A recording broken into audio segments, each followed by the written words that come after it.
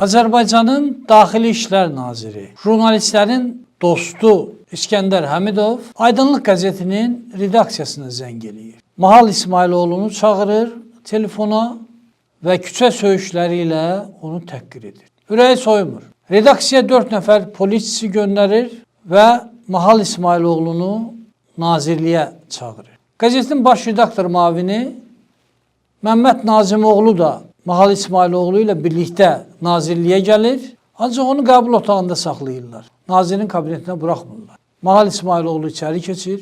İskəndər Həmidov ona yanlışlarını başa salmağa çalışır.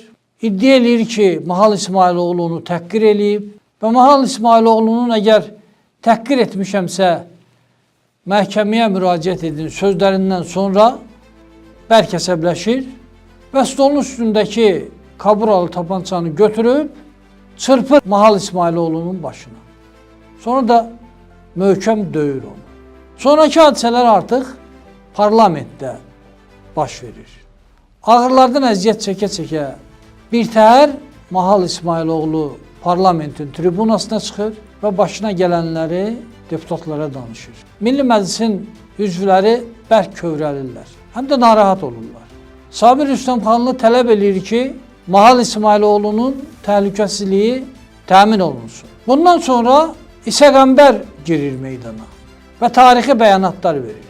Əvvəlcə alicənablıq göstərərək deyir ki, Mahal İsmayıloğlu'nun təhlükəsizliyini təmin etmək üçün mühafizəçilərimdən ikisini ayırıram və verirəm onun sərəncamına. Davam eləyir.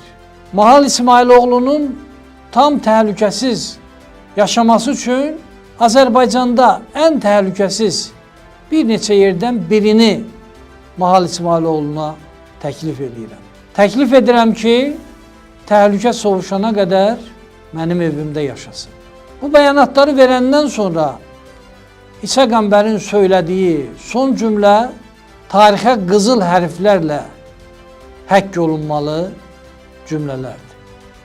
O özünü əvvəlcə ağırlardan əziyyət çəkən Mahal İsmayıloğlu'na, sonra da Milli Məclisin deputatlarına tutub təntənəli şəkildə deyir. Bütün bu baş verənlər göstərir ki, Azərbaycanda həqiqətən də hüquqi dövlət qurulur.